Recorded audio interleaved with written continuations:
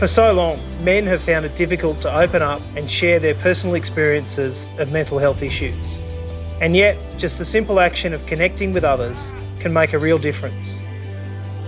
That's why today we're bringing together 5 influential men who are boldly speaking out about their own mental health journeys and how they found their own ways forward. Together with Movember and Contiki, we're hoping their words and conversations will encourage others to open up and seek help if they need it. In the industry that I'm in, you have a lot of ups and you have a hell of a lot of downs. There were definitely times in my footy career when I was injured and I was in some pretty sort of low points in my life. Growing up Indigenous in this country, there's lots of cross-generational trauma and that can kind of just snowball. And it was only maybe 5 years ago that I ever went and actually treated some fairly obvious mental health issues. One of my best mates suffered from depression earlier in the year and I had no clue what to do. In Australia, suicide is the leading cause of death for Australians under the age of 44. And 3 out of 4 suicides in this country are men.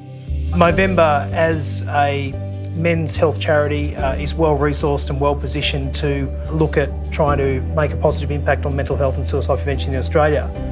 It's going to take time, but we need to learn more about it. We need to do more to mobilise the social supports and that social scaffolding around the men and the boys in our lives. Everyone has someone around them.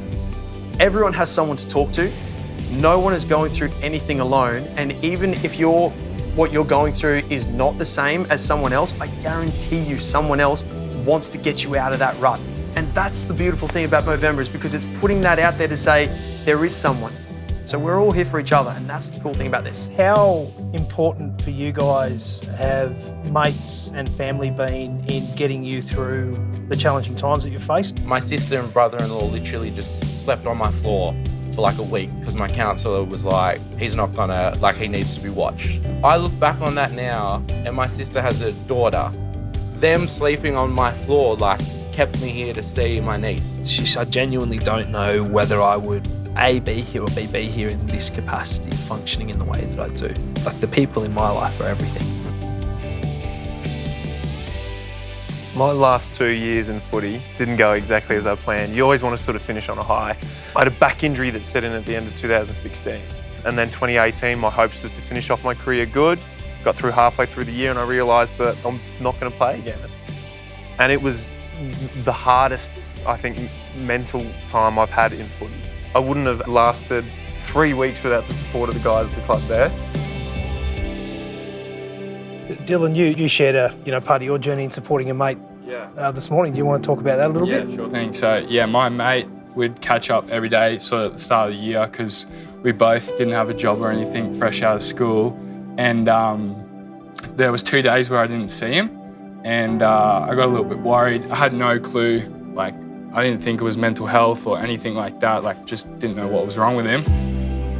He sent me a message that he's been like bedridden for 2 days and he's got depression and I had no clue what to do. I literally like froze and I asked my parents like what should I do, and they just said bring him around and look after him.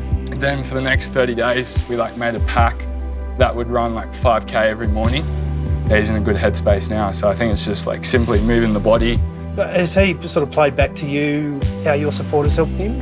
He doesn't need to give me a huge letter saying how much I've affected him, but like deep down we both know that we'll be mates for life. Yeah. It's bloody good on you, man, at that age, doing that sort of stuff. It's a great example of not needing to be an expert. You don't have any fancy letters after your name. You're just a mate.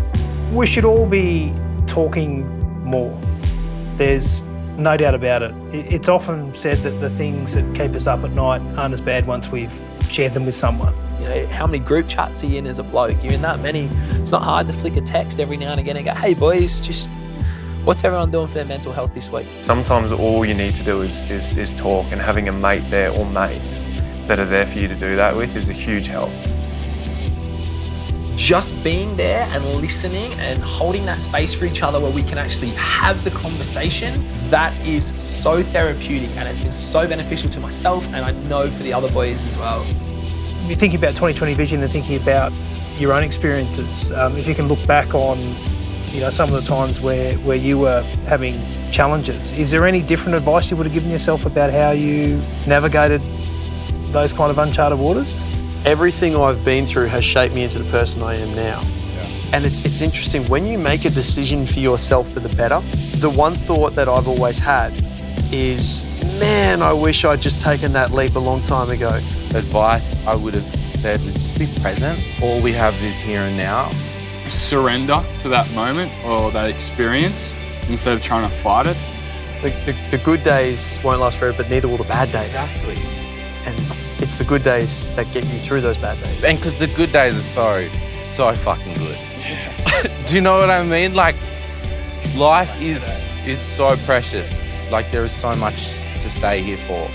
And at times, that's a really hard thing to wrap your head around, but it is the most special thing we'll ever experience.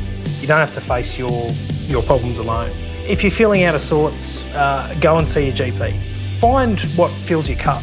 Connect with people that you enjoy spending time with. Do things that you enjoy doing. The result can be profound in terms of getting you back on track and getting you well again. You are not alone. You don't think for a second that you're the only one going through something like this. Your mental health doesn't define you. It's just a part of a whole picture. We all want to lift each other up, and we all want to have the best life we can possibly have, because we get one. It's not a dress rehearsal. We don't get to press reset and start again. If your mental health's not in check, everything else is out of whack.